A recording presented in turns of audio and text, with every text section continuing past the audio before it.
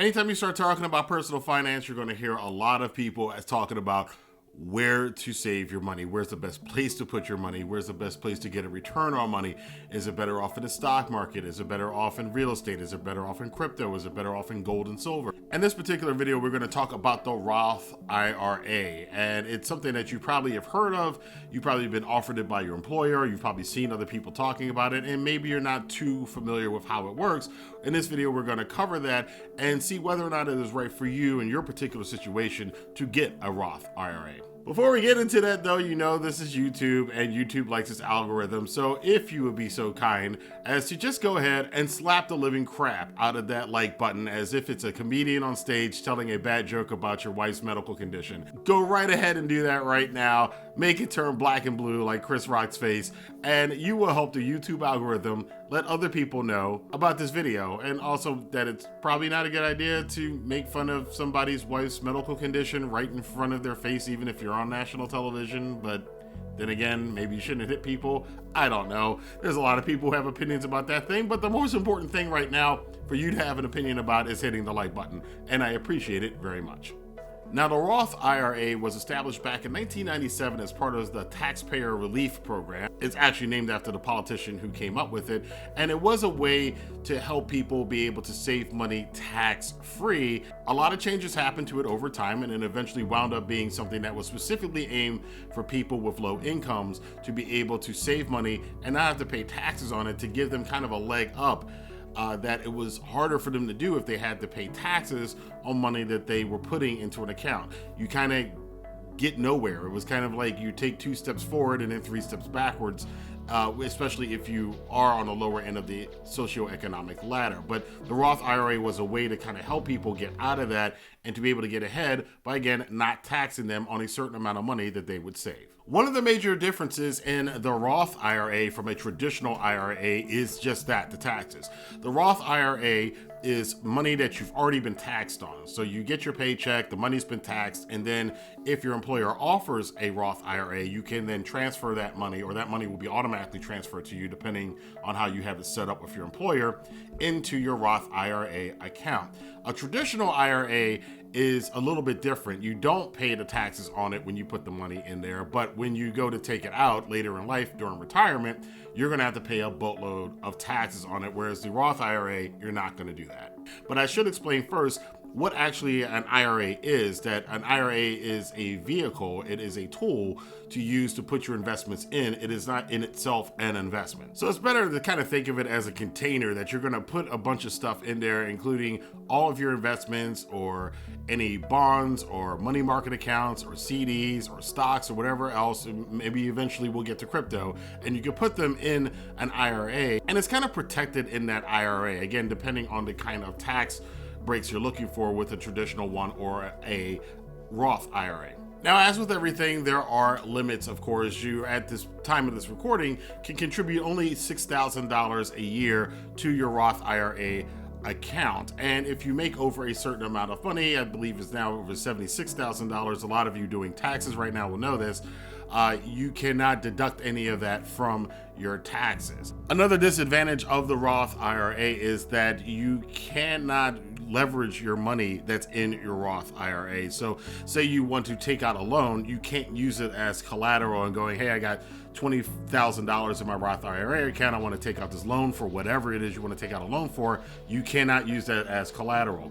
Whereas with other vehicles, you can use them as collateral, so that is a disadvantage as well. One of the cool things about a Roth IRA though is that you can take out money without penalties, and depending on your age, like if you're 59 and a half or older, you might incur no penalties.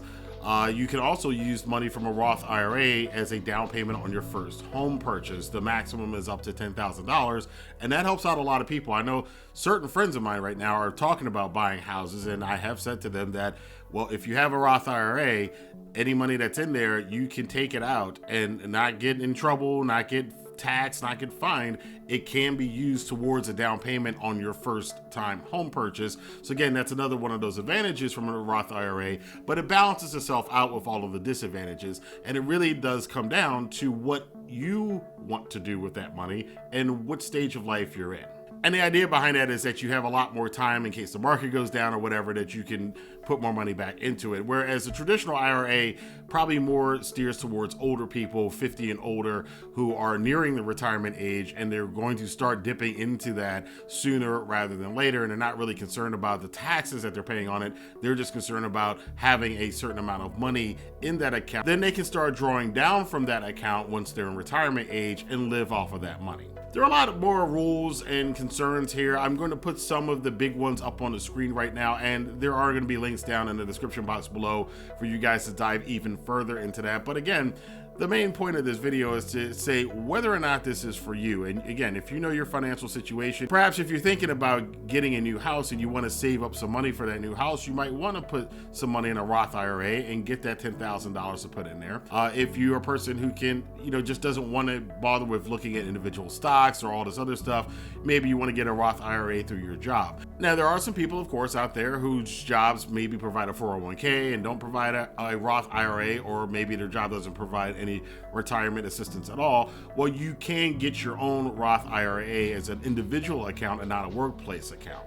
There are plenty of places that do this. You can look at T. Rowe Price. They have some programs available. Pretty much most of your financial institutions are going to have a Roth IRA that they're going to offer to you. Now, Webull does offer a Roth IRA, and the same thing applies. You can put contributions in there up to $6,000 per year. The cool thing about it, though, is you can put any of your dividend stocks into that Roth IRA, and any of the dividends that you make back from that are not taxable.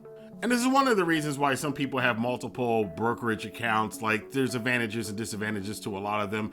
Again, Webull is one where, say you have a lot of growth stocks that you want to have that don't offer a lot of dividends or don't offer dividends at all, something like Tesla, maybe you want to have that in your Robinhood account. But something like Johnson & Johnson and Coca-Cola, who are aristocrats when it comes to the dividend game, you want to put some of that into your Webull Roth IRA account. And then again, one of the problems with dividends is that you have to pay taxes on them, but if they're in your Roth IRA account, the rules are a bit different. As with any money or investing strategy, there's always different ways in which you can do all of this stuff. There's so many tools out there available, and it is hard to kind of wade through them. So again, if anybody has a question about this, be sure to leave your question in the comment box below. The main reason I say this, though, is that regardless of how old you are or what the purpose is of you getting an account like this, whether you're trying to save up money for your first time home purchase, or if you're trying to put your dividend stocks in a Roth IRA account to lessen that tax bill, or maybe you're somebody who, hey, this is just me getting started out. I need something simple. I don't want to really go and analyze individual stocks. I kind of want to just pick something and just let it go and let it deduct money from my paycheck every 2 weeks or a week or whatever it is. IRAs are very good for you. And again, depending on your age, again, I would say younger people probably look for a Roth IRA, or again, if you're somebody who's looking just to put all your dividend stocks somewhere, I would put them in the Roth IRA regardless of whatever your age is. One thing that I personally would not do is if I had my money in a bank account or underneath my mattress or in a sock drawer or something, I would not leave that cash there or in a traditional bank account that's paying you 0.01% interest, if that, on your money. I would personally move it in to a IRA account. And I actually do have a 401k account, I have a Roth IRA account, and I have a traditional IRA account, and they all do different things and they're made for different reasons. This is not financial advice, of course. I am not a financial advisor. I am not your financial advisor. You should seek out your own advice or your own professionals or do your own research before investing in anything. But what I am here to do is to provide you with the information and the links to the information so you can do a deeper dive yourself with some understanding of what all of these complicated products and items and strategies are in the personal finance space. But thank you guys for watching this video. We will be talking about interest. I did say I was going to talk about the rising interest rates since they just went up, and what does that mean for the average American and people around the world given the current global situation. But if you're not subscribed to this channel, hit the like button, subscribe button, and the notification bell so you are notified when that video does come out. And of course, if you want to get started with your own Roth IRA individual account, like I said before, you can use Webull for that. There is a link down in the description box below. And of course, if you don't want to use Webull, there are plenty of other places that offer a Roth IRA, and I would check them out, check out the advantages and disadvantages, compare them side by side, and then make your decision. Thank you guys for checking out this video. Hopefully you're having having a wonderful day, and you're going to have a wonderful week. And I will see you guys here again as we continue to talk about this crazy world of money and finances and economics right here on Wrestling with Finance. Have a good day, and don't slap anybody, and don't make any jokes about people's wives. Will Smith just smacked the shit out of me.